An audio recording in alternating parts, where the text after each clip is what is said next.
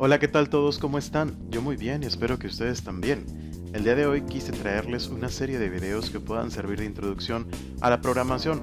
Esto es para personas que nunca antes hayan programado y también a su vez a manera de recordatorio para quienes ya programaron alguna vez y dejaron de hacerlo hace tiempo. Por tanto, en esta serie de videos trataré de abordar los temas de programación partiendo de lo más básico. Espero que estos lleguen a ser de su agrado, pero sobre todo que sean de provecho y utilidad. Sin más, comencemos con el primero de estos videos, el cual titulé Conceptos y definiciones. Primero partiremos de una pregunta: ¿qué es un lenguaje de programación? Es un sistema de comunicación que con cierta base sintáctica y semántica imparte instrucciones a una computadora. Algo que debemos de entender en este punto es que las computadoras no hablan nuestro idioma. El idioma principal de una computadora es el binario. Por tanto, tenemos que encontrar una manera en que podamos expresarle a ellas lo que queremos que hagan por nosotros. Esto es mediante un lenguaje de programación que en este caso va a ser C. Aquí podemos ver el programa más sencillo y básico que ha hecho o que hace la mayoría de la gente al momento de empezar a programar, y es un hola mundo, una sola salida a pantalla y que demuestre ese mensaje. También tenemos de ejemplo cómo se haría esto mismo en Java. Como pueden ver, la sintáctica y la semántica cambia, la forma en cómo se escribe y los comandos que ven en azul. Todo esto depende del lenguaje de programación el cual se desee aprender. Aquí vamos a utilizar el lenguaje C. Ahora bien, ¿por qué aprender con C? El lenguaje C es simple, elegante y sumamente rápido, además de compacto y eficiente. Todo esto, además, C es la base de la mayoría de los lenguajes de programación actuales. Usualmente a mis alumnos les digo, a programar solo se les enseña una vez. Ya de ahí en fuera, cada uno irá a aprender el propio lenguaje en el que quiera desarrollarse más adelante. Esto es equivalente a enseñarles lenguas. Todo mundo aprendemos a hablar solo una vez y posteriormente con las palabras que conocemos, cuando queremos aprender un idioma diferente, buscamos su equivalente para irlo aprendiendo. Ahora bien, otra de las ventajas de C, como lo podemos ver en el segundo punto, es que C es a partir del cual nacen la mayoría de los lenguajes ahorita que son los más importantes. Es decir, él marcó la pauta y sigue marcando las reglas que son básicas en muchos de los lenguajes actuales. ¿Quieren aprender Java? Bueno, Java es una variante de C. ¿Quieren aprender Android? Android es una variante de Java y Java, como acabamos de decir, es una variante de C. ¿Quieren aprender C# o .NET? Es una variante de C. ¿Quieren aprender a programar para Mac en OS X? El lenguaje es Objective-C, también es una variante. Y así podemos seguir mencionando más y más y más. Esto es el equivalente de nuevo a que quisieran aprender lenguas y les dijeran, aprende latín, que como saben se le conoce como la lengua madre, porque a partir de ahí nacieron muchísimos de los de las lenguas actuales. De esta manera, y en el pequeño ejemplo que tenemos aquí abajo, es un pequeño programa y como pueden ver, y como más adelante espero que sigan y continúen con sus estudios en programación, se van a dar cuenta que es muy simple esta forma de programar a diferencia de otros lenguajes. ¿Cuál es el proceso de la programación? Bueno, usualmente se tiene que realizar una serie de pasos desde que se concibe y se le da forma a la idea para un programa hasta que ya está en marcha y podemos hacer pruebas. Estos pasos se pueden resumir en, primero, crear un algoritmo, que es una serie de pasos. Más adelante vamos a ahondar en esto. Número 2, convertir este algoritmo en un diagrama de flujo. Esto es para poder apreciar cómo fluye la información y de manera más rápida o intuitiva saber qué proceso debemos de realizar. Convertirlo en pseudocódigo, que esto es una opción, no siempre se realiza, pero esto es acercar el algoritmo un poco más a terminología de programación. Sin embargo, no es como el siguiente paso, que es codificarlo. Codificar es convertirlo ahora sí o escribirlo en un lenguaje de programación. Igual, vamos a ahondar más adelante. Por último, compilarlo, esto es ya crear un archivo ejecutable que pueda probarse y correrse sobre algún sistema operativo. Vamos ahora sí a ahondar en cada uno de estos conceptos. ¿Qué es un algoritmo? Algoritmo es una serie de pasos lógicos con el objetivo de resolver un problema. Las características de estos pasos deben ser finitos. Finitos es que tengan bien definidos en dónde comienzan y dónde terminan, que esto no debe de quedar nunca ambiguo. Que estén ordenados, es decir, que sigan una secuencia. Es importante que, por ejemplo, tal paso siempre se debe ejecutar antes o después de tal paso. Nunca podríamos cambiar, por ejemplo, el paso 2 por el paso 3. Si es así, entonces no funcionaría el algoritmo. Un algoritmo debe tener su propio orden y ese orden debe ser único. Aparte, debe ser claro, esto es que la instrucción sea clara para quien lo lee, que no genere dudas. Después, un diagrama de flujo, como lo habíamos dicho, es la representación gráfica de un algoritmo. Como podemos ver, ahora las instrucciones se van a sustituir por bloques. Estos bloques representan alguna operación dependiendo de la forma en la que estén representados. También vamos a ver que aparecen una serie de flechas que indican el flujo de la información. Y enseguida vemos cuáles son las acciones básicas en programación. Esto es importante porque vamos a hablar de algoritmos y vamos a hablar de código, vamos a hablar de diagramas de flujo y todos van a hablar de lo mismo, en este caso de estas acciones que vamos a representar. Primero que nada tenemos una entrada. Esta entrada, como pueden ver, es por parte del usuario. Este es un punto muy importante que también les suelo mencionar a mis alumnos, y es que cuando ustedes no tienen experiencia como programadores, usualmente piensan en manipular un programa en forma de usuario, es decir, yo le pido cosas al programa, el programa debe de darme cosas a mí. Pero cuando estamos programando debemos de imaginar que nosotros somos el programa o nosotros somos la computadora. Por tanto, una entrada para mí es que el usuario me dé o me escriba ya sea algún valor que estoy necesitando para hacer mi operación o alguna palabra que necesite también para mostrar más adelante.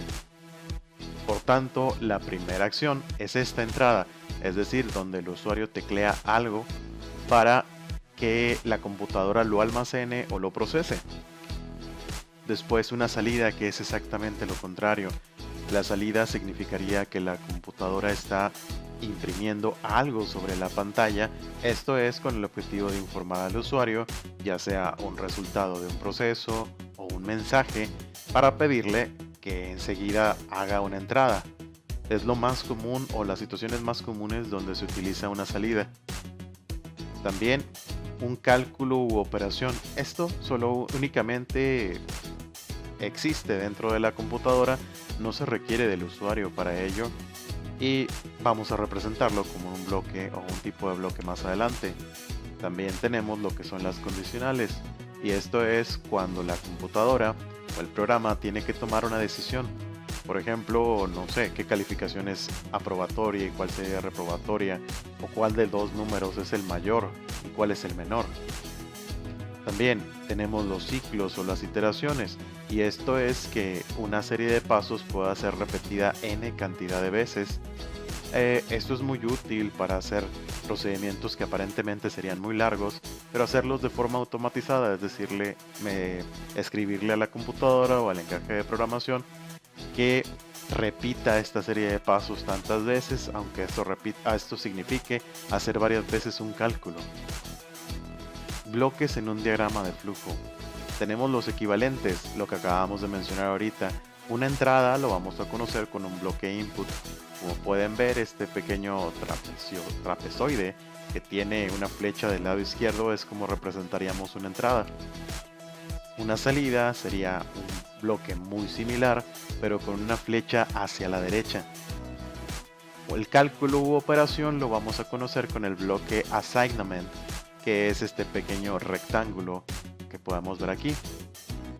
La condición es conocida como selection, y como podemos ver, este pequeño diamante es donde se contendría la condición que vamos a calcular o que vamos a programar y tiene dos salidas. Una es la salida por el lado izquierdo, que usualmente es el verdadero, y la salida por el lado derecho, que sería el falso.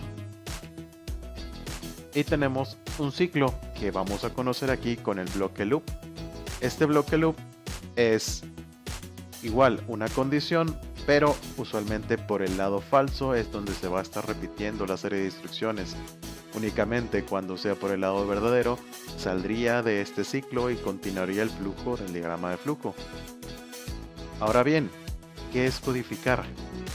Es traducir los algoritmos que tenemos en el lenguaje a un lenguaje de programación específico. Es decir, las acciones definidas en los algoritmos hay que convertirlas a instrucciones. Todos los pasos anteriores, suponiendo que ustedes ya fuesen unos programadores experimentados, podrían omitirlos. Probablemente alguien dice, yo puedo hacer el algoritmo de memoria, no necesito un diagrama de flujo porque el programa es muy sencillo. Pero lo que no pueden omitir es este paso, es codificar. Esto es, ahora sí, escribirle en un texto, en un compilador, que este es un programa que va a interpretar lo que vamos a estar escribiendo, a la computadora qué es lo que quiero que haga por mí. De aquí hay que especificar una de las palabras que acabo de mencionar, que es un compilador y qué significa compilar. Un compilador es un programa que traduce lo escrito en un lenguaje de programación a otro lenguaje, usualmente el lenguaje máquina o binario. Aquí vamos a utilizar lo que es el compilador debc, que este es un IDE que fue creado para Windows, es open source. Voy a poner los enlaces aquí abajo en la descripción del video por si lo quieren descargar para más adelante hacer los ejercicios junto conmigo. También vamos a hablar más adelante de qué otras herramientas vamos a utilizar. Ahora bien, ahondando en este concepto, el lenguaje de programación en el que vamos a escribir, como dijimos, es el lenguaje C. Pero recuerden, la computadora no entiende ni español, ni inglés, incluso ni C.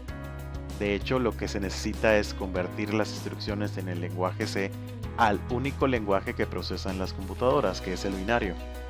Para hacer esa traducción del lenguaje C al binario se ocupa el compilador, que en este caso va a ser el debc. Ahora, este concepto es bien interesante y bien importante de comprender porque muchas veces causa algunos problemas más adelante. Yo les digo a mis alumnos, imaginen que hay una persona dentro de la computadora de la cual nosotros vamos a escribirle una carta. Esta carta va a indicar paso a paso qué es lo que quiero que haga la computadora por mí. El debc tiene de tarea, primero que nada, revisar que esa carta esté bien escrita. Es decir, que los comandos cumplan con las reglas, normas de sintaxis y semántica que son parte del lenguaje C. Una vez que estén bien escritas, lo que hace es compilarlo. Compilarlo es otra vez traducirlo al lenguaje máquina y me va a entregar como resultado un archivo que nosotros en Windows 10 conocemos como .exe. Ese exe es un archivo ejecutable, el cual ya no va a requerir de ningún otro programa, solo le damos doble clic y va a funcionar. Ahora, ¿qué son las librerías? Las librerías son implementaciones que permiten al compilador interpretar comandos y funciones que escribimos a la hora de codificar. Repito, la computadora no habla español, ni inglés, ni siquiera el lenguaje C. Entonces, cuando escribamos, por ejemplo, los comandos de entrada y salida, vamos a descubrir que cada uno tiene su equivalente en printf y scanf en este lenguaje que vamos a utilizar, que es el lenguaje C. Pero de nuevo, la computadora no entiende, aunque escribamos printf o scanf, no sabe el significado, no sabe qué hacer. Por tanto, para que entienda estas instrucciones, va a requerir que utilicemos un archivo, una librería. En este caso es stdio.h, que significa Standard Input Output, es decir, librería estándar de entrada y salida. Si no la agregamos a nuestro programa, que vamos a hacer más adelante, estos comandos pierden sentido y no pueden ser interpretados por la máquina. Así vamos a darnos cuenta que cada comando que utilicemos va a requerir de esta u otras librerías que vamos a ver más adelante. ¿Qué son las variables? Y este es un punto bien importante. Son espacios reservados en la memoria que, como su nombre lo indica, pueden cambiar el contenido a lo largo de la ejecución de un programa. Usualmente, aquí también me gusta utilizar una analogía y les digo a mis alumnos que volteen a ver el suelo. Creo que la mayoría, no sé si todos, tengan suelo en el cual está formado por una serie de cuadros, algo como esto. Yo les digo, imagínense, la memoria de una computadora es un espacio finito, es decir, no tenemos un recurso infinito de memoria. Por tanto, estos cuadros se pueden llegar a contar como los cuadros que estuvieran en el suelo de nuestra casa. Vamos a imaginar que vamos a ocupar una variable y le ocupamos llamar C, o A, perdón. Vamos a llamarle A. Ahora vamos a ver algún cuadro en específico de los que están en este suelo y vamos a ponerle o vamos a imaginar que tiene el nombre de A. Le estamos indicando a la computadora que me reserve ese espacio, como si cada uno de estos cuadros fueran cajones donde puedo ir a guardar algo. Al momento de darle un nombre le decimos, hey, este espacio en particular lo voy a utilizar yo para guardar información o para leerla. Entonces, esto es un ejemplo que, de nuevo, espero que tengan y este concepto lo tengan presente más adelante y les va a ayudar bastante. Sobre todo porque suelen confundirlo con el siguiente, que son las literales. Las literales es un valor constante formado por una secuencia de caracteres. Cualquier declaración en Java, en este caso, bueno, también imparto Java, que defina un valor constante, un valor que no pueda ser cambiado durante la ejecución de un programa es una literal. Usualmente muchas de las personas que van introduciendo en este ámbito de la programación tienden a confundir ambas. Y para eso es que puse el siguiente ejemplo. Vamos a imaginar que fuésemos a hacer un programa que es la suma de dos números. Hay que pensar qué son variables y qué son literales. Por ejemplo, si vamos a ejecutar muchas veces este mismo programa, las cosas que nunca van a cambiar son este texto, ingrese el número 1, ingrese el número 2, incluso el sumar, y la suma es. Todos estos textos son literales. ¿Por qué? Puedo ejecutar el programa 1, 2, 3, 100 veces, 1000 veces o 1.000.000 de veces y nunca van a cambiar, porque así están programados. Sin embargo, el usuario me debe de dar una serie de valores, es decir, el primer valor, el segundo valor y el tercer valor, que es el cálculo de la suma de los dos, son variables, porque cada vez que se ejecuta el programa yo puedo darle valores distintos y este va a estar cambiando a razón de cómo cambien esos. Por tanto, el usuario o el programador en este caso, debería de pensar cuántas variables voy a necesitar. Como lo acabo de decir, en este caso las variables podrían ser A, B y C. Ahora bien, imagínense que ahora tengo un programa en donde tengo que evaluar una calificación. Esta calificación lo único que quiero saber es si es aprobatoria o reprobatoria. Por tanto, tengo dos posibles salidas o dos posibles soluciones, una que me diga aprobado y otra que me diga reprobado. Si bien en algunas ejecuciones del programa va a darme una o darme otra, esas no van a cambiar. Así lo ejecute millones de veces, siempre va a decir o aprobado o reprobado. Sin embargo, hay un valor que sí puede cambiar cuando se ejecuta este programa y es la calificación.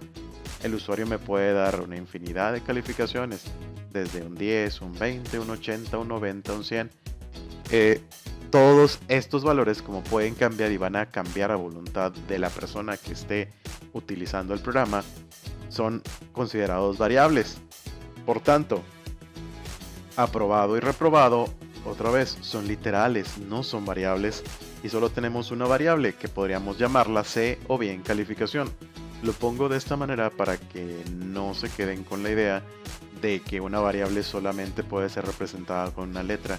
Es una forma común de representarlas, pero también puede ser representada con una palabra completa sin ningún problema. Como pueden ver, son dos programas distintos, o serían dos tipos de programas distintos. Uno solo requiere una variable aunque tenga dos salidas, y estas dos salidas son literales porque no van a cambiar independientemente de las veces que lo representemos, de que lo ejecutemos, solo va a ser aprobado o reprobado. Si son sumas, en este caso, este puede cambiar a voluntad del usuario, y este va a cambiar a razón de la suma de estos dos. Por eso son tres variables. Ahora, ¿cuáles son los tipos de variables que podemos o vamos a utilizar en esta serie de videos? Tenemos cuatro. Primero, las variables enteras, ¿sí? Que sus siglos son INT, que tienen un rango de valores de menos 32.677 a 32.678. También tenemos las variables reales o flotantes. Esto es, las siglas son float y son las variables que conocemos como que tienen decimales. Esto es, pueden tener un grado de exactitud de 8 dígitos decimales, es decir, un punto y 8 ceros. Ahora, carácter. Este carácter o char, como se debería describir en el código, puede almacenar cualquier número, cualquier letra mayúscula o minúscula o cualquier símbolo. La diferencia, si alguien se lo ha puesto a pensar, es si tenemos las variables enteras, ¿para qué utilizamos estas variables y no guardamos todos los números en carácter? La diferencia es que los números que se graban como carácter únicamente se graba el símbolo, no el valor. Por tanto, no se podrían hacer operaciones matemáticas con una variable carácter, pero sí con un valor almacenado en un tipo entero o en un tipo flotante. Por último, y una de las más importantes, son las variables lógicas o booleanas, que se reconocen con las siglas bool. Estas variables solo pueden tener dos valores, un 0 o un 1. En algunos lenguajes de programación, sobre todo en los más nuevos, no se tiene 0 o 1, sino se tiene literalmente la palabra false para el 0 y la palabra true para el equivalente al 1. Ahora bien, yo sé que existen muchos más tipos de variables como podrán investigar. Estas son las double, las long, string, el date, etcétera, sobre todo si están en bases de datos. Estos tipos de variables sí se deberían de aprender y espero que los aprendan más adelante porque se utilizan para muchos programas dependiendo otra vez del lenguaje de programación en el que estén. Hay una gran variedad que pueden utilizar. Sin embargo, recordemos otra vez que el objetivo de estos videos es únicamente a manera de introducción o de repaso, por tanto, me centraré en el uso de estas cuatro. Muchas gracias y esto es todo por este video. Espero que les haya sido de provecho y utilidad. Si tienen algún comentario o duda al respecto, con toda confianza, espero sus mensajes en la caja de comentarios. Además de ello, y como sé que no quieren saber más de programación, les pediré que no se suscriban. Tampoco activen la campanita de notificaciones ubicada en la página principal de su canal. También espero que les guste tanto la psicología inversa como a mí. Saludos y les deseo mucha suerte.